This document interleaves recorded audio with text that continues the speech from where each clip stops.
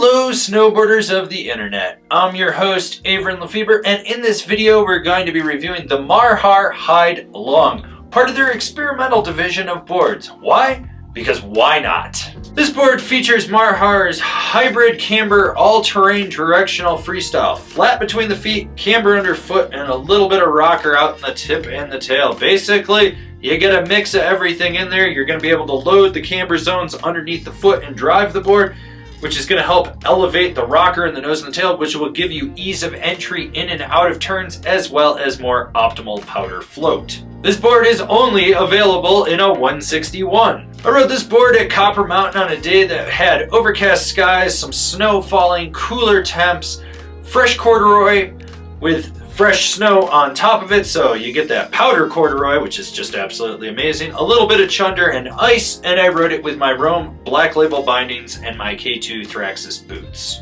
This board has that middle of the road, predictable, all mountain freestyle flex to it, softer tips, stiffer midsection, with still having a lot of torsional flex, so you can really twist this board.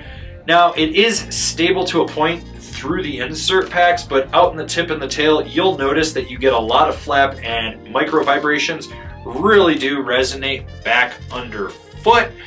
Is it the dampest board out there? No, just this section right here. That seems to be where it is definitely the most stable, and you can still get bucked around in rutted out terrain. When it comes to popping on this board, it's a little bit delayed. If you actually look at the nose and the tail shape of this, and knowing that you've got independent camber zones, when you load it up, it doesn't spring initially. It just sort of is like...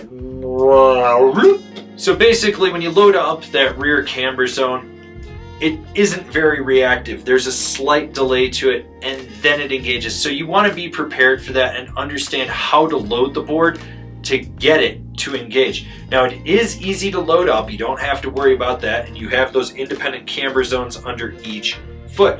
Now, when it comes to jumps, I wouldn't have a problem hitting jumps.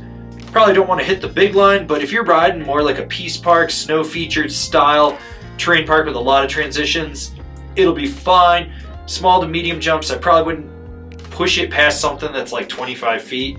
That's really gonna send it on this thing. But overall, it has enough pop to be somewhat predictable after you get used to the fact that it's slightly delayed. The tips of this board are like a spatula through fresh snow. You just look at that, you got this immense area to butter on your nose and tail. The nose is a little bit longer, so you can really get out over that and press and slide and swivel and sizzle. Tail, it's a little shorter, but still does the exact same thing. The sweet spot in the nose and tail is just absolutely immense, and it locks in. The overall flex doesn't really fight you, so if you just want to get sideways and play around, go for it. Now, when it comes to jibbing, once again, you've got these immense sweet spots, so they will lock into presses. The one thing that I will note is stuff tends to be a little soggy on this board. It just doesn't have that retention to stay up. When you're locked into a press, it wants to either slap down a little bit, especially in a tail press. That nose just wants to slap on everything. Be prepared for that. When you get sideways, it hugs the feature. It feels locked in. You don't really have to worry about it. So you got that going for you. While this board is quick edge to edge, it never feels fully locked in. You almost feel like parts of it are disengaging as you go through the carve, which means railing a hard turn is not its strong suit. Every time I tried, it just wanted to kick out a little bit, or just never felt super secure. It was those medium mellow carves where you're just sort of swooping slightly around things and then transitioning that was really its strong suit. I mean, quick setup turns, yeah, okay, going into a rail, not a problem. Going into a jump, not a problem.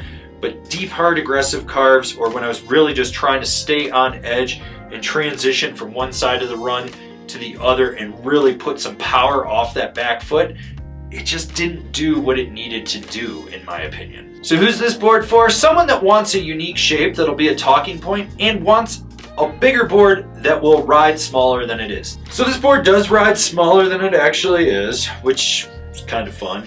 But overall, it's a concept board, and the proof of concept needs a little more tweaking, in my opinion. It could use some more work. Is it a bad thing? No. Is it a great board? No. I think they make some great boards, but this one, it misses its mark. I do like the tip shaping, but I think that you've got just too much flap out in the nose and the tail just with that camber profile. I think a different camber profile would be more beneficial to this board. Overall, at the end of the day, I've ridden far worse boards and I've ridden far better boards. It's a snowboard and it does snowboard things. Comparable boards: the LibTech Double Dip, the Endeavor Scout, the Rome Party Mod. This has been my review of the Marhar Hyde Long. Do you agree? Do you disagree? Do you own one? Are you going to buy one? Leave me a comment down below. Let's have a conversation about this snowboard. If you're new here, remember to subscribe, click the bell, get those notifications. That way you're not going to miss any of the videos we got coming out for all you snowboarders of the internet. And if you really want to just support us and help us grow out what we're doing over here, swing on over to Angry Snowboarder VIP. I could tell you more here, but I got a video over there that explains it so much better. As always, I've been your host, Avran LeFeber, and I'll see you in another video.